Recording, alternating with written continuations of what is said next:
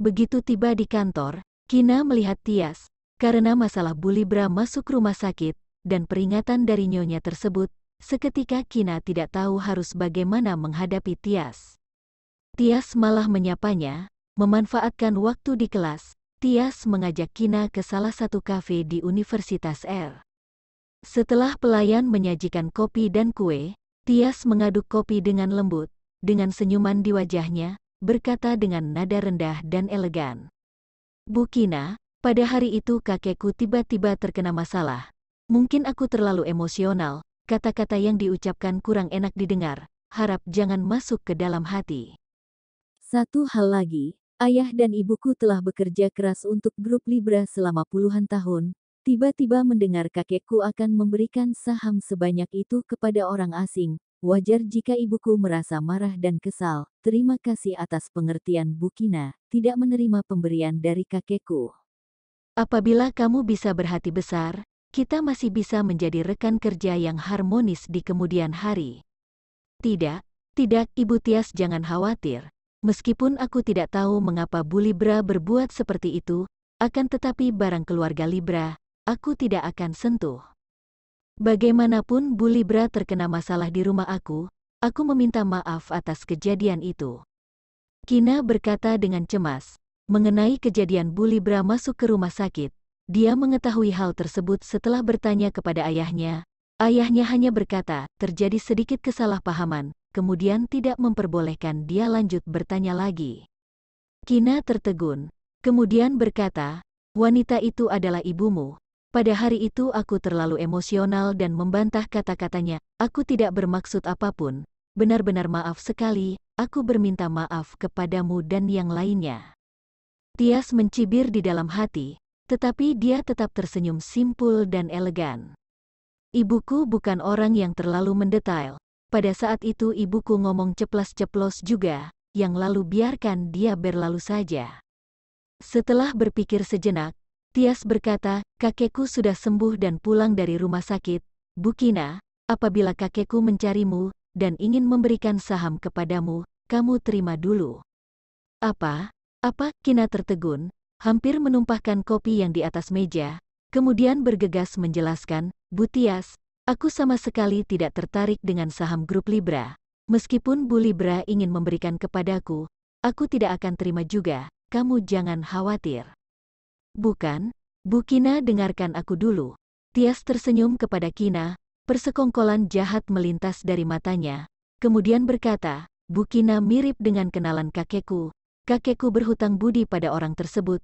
Menurutku kakek ingin membalas budi kepada orang tersebut, sehingga dia memberikan saham begitu banyak kepadamu. Apabila kakekku mencarimu karena masalah saham lagi, Guru Kina bisa menerima saham tersebut. Kemudian tanpa syarat memindahkan saham kepada kedua orang tuaku. Apabila begitu, kakekku tidak akan mengganggu Bu Kina lagi, sedangkan Bu Kina tidak menyentuh barang grup Libra juga. Bukankah itu sangat bagus? Bagaimana menurutmu Bu Kina? Usulannya memang sangat sempurna, namun seperti serigala berbulu domba, membuat Kina tidak bisa menolaknya.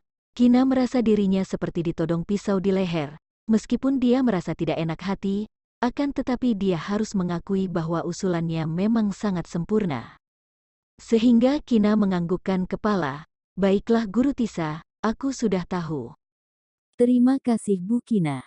Tias tidak menyangka dia akan menangani dengan begitu baik, kemudian lanjut berkata sambil tersenyum, besok aku akan meminta pengacara membawa surat pernyataan untuk Bu Kina. Harap kamu jangan beritahukan orang lain, terutama kakek.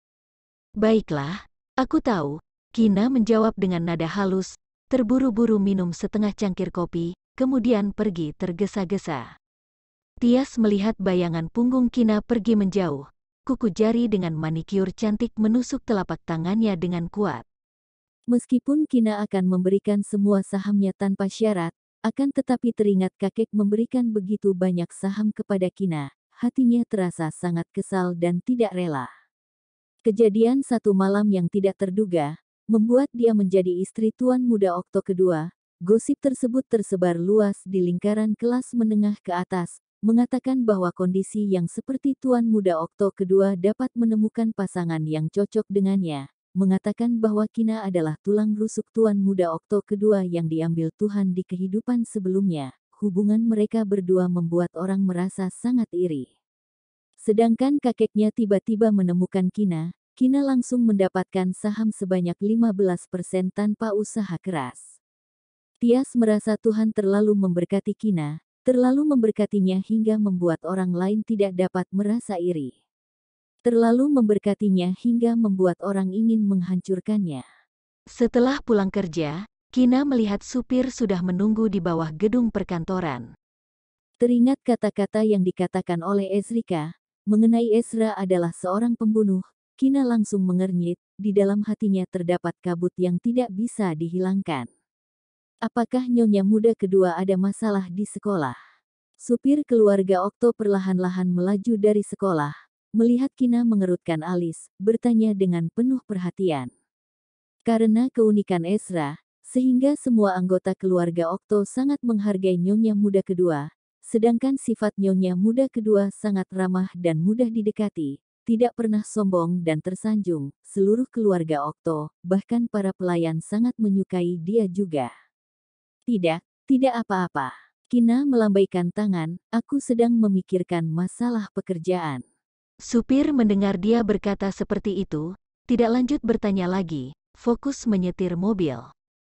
Mansion keluarga Okto berada di pinggiran kota, berada di gunung dengan ekologi yang sangat bagus, ditambahkan sekarang adalah jam pulang kerja, perjalanan menuju ke rumah membutuhkan waktu 1,5 jam. Kalenia melihat Kina turun dari mobil, bergegas menyapanya, Kina, apakah Ezra memarahimu? Di atas meja makan, wajah putranya terlihat sangat suram, membuat Kalenia merasa gelisah dan cemas. Setelah itu Ezra tidak memberikan kesempatan untuk berbicara, Ezra langsung mengantar Kina ke universitas. Setelah pulang, Ezra tidak mengatakan sepatah kata pun. Kalenia tidak ingin karena sup itu menimbulkan konflik di antara mereka berdua. Setelah berpikir sejenak, Kina menyadari bahwa Kalenia sedang menanyakan masalah sup tersebut, wajahnya langsung memerah karena malu. Ibu, tubuh Ezra baik-baik saja. Kina merasa dirinya harus memberitahukan Nyonya Okto dengan jelas. Benarkah, apakah akhir-akhir ini Ezra ada berhubungan denganmu? Apakah dapat memuaskan kamu? Kalenia berbisik di telinga Kina. Seketika wajah Kina memerah. Mengapa Nyonya Okto akan menanyakan pertanyaan yang begitu sulit untuk dijawab kepadanya? Pada saat ini, terdengar sebuah suara yang rendah dan dingin, kamu sudah pulang? Iya. Kina menganggukkan kepala, berjalan menuju ke arahnya. Ezra mengernyit, memberikan peringatan kepada Nyonya Okto dengan tatapan dingin, kemudian merangkul pinggang Kina berjalan masuk ke dalam rumah. Apa yang kamu bicarakan dengan ibu? Ezra bertanya dengan nada rendah. Ibu bertanya padaku, apakah kamu memarahiku karena sup itu, sehingga aku beritahu ibu bahwa tubuhmu tidak ada masalah, kemudian kamu berjalan keluar. Kina menjawab dengan wajah memerah, secara spontan mengabaikan pertanyaan memalukan yang ditanya oleh Nyonya Okto. Ada lagi? Apa? Tidak ada. Tidak ada. Kina melambaikan tangan dengan cemas, wajahnya menjadi sangat merah.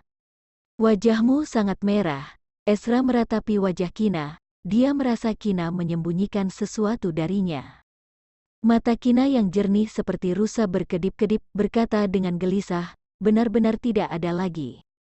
Memikirkan kata-kata Nyonya Okto, dia sangat malu hingga ingin menggali lubang dan mengubur dirinya sendiri. Bagaimana mungkin dia berani menyampaikan kata-kata itu kepada Ezra, apalagi ditambah dengan kejadian sup tadi siang.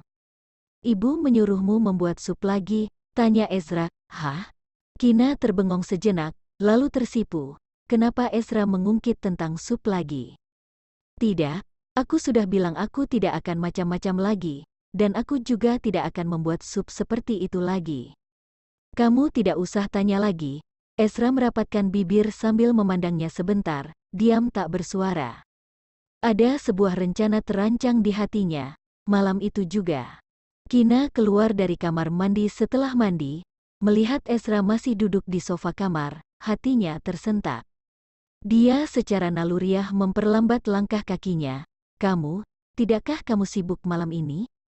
Tanyanya dengan hati-hati. Dulu Ezra takut Kina akan merasa tidak nyaman, sehingga dia selalu meninggalkan kamar dan membiarkannya tidur terlebih dahulu. Namun, Kina merasa bahwa pria ini terasa berbeda malam ini. Tidak, suaranya tetap dingin seperti biasanya. Hah? Nol, jawab Kina dengan bengong. Kalau begitu, aku tidur dulu. Kemudian dia pun merangkak naik ke tempat tidur desain Eropa yang diperbesar, masuk ke dalam selimut yang hangat. Suasana menjadi hening, kata-kata Ezikra bagai sihir, terus menggema di telinga Kina. Ezra, teriaknya pelan. Iya, Ezra merapatkan bibir dengan dingin. Suara rendah yang seksi keluar dari tenggorokannya. Kina ragu-ragu sejenak, lalu berkata perlahan, hari ini Ezikra mengatakan sesuatu yang sangat aneh kepadaku di sekolah. Apa yang dikatakannya? Suara dingin Ezra mengandung ketegangan yang tak terlihat. Tentang kesalahpahaman antara kamu dan dia, Kina tidak ingin memiliki perasaan curiga terhadap Ezra, sehingga dia merasa perlu untuk memberitahunya. Apa yang dia katakan padamu?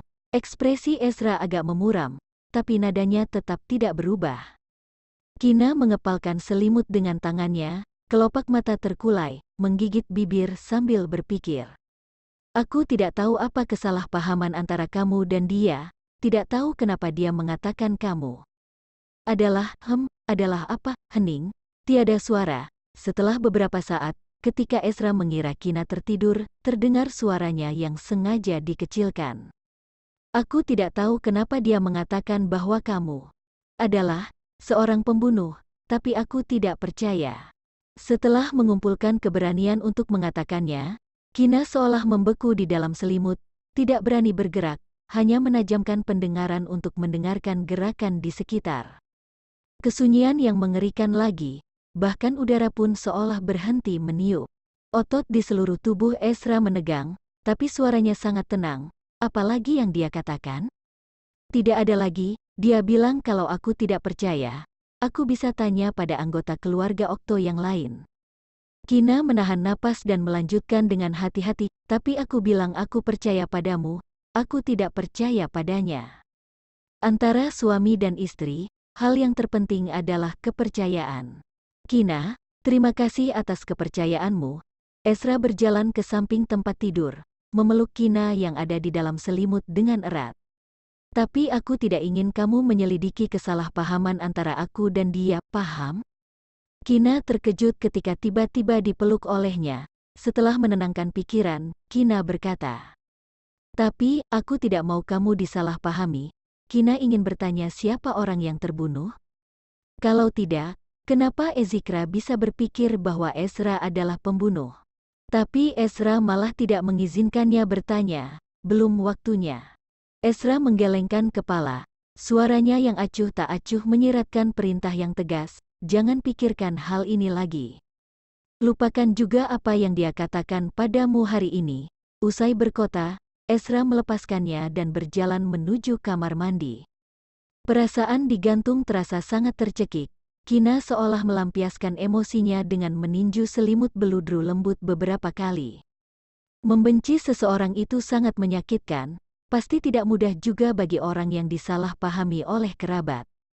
Dia hanya tidak ingin melihat hubungan pasangan paman dan keponakan ini begitu tegang. Karena tidak mengantuk, Kina mengeluarkan ponsel dan membuka Weibo.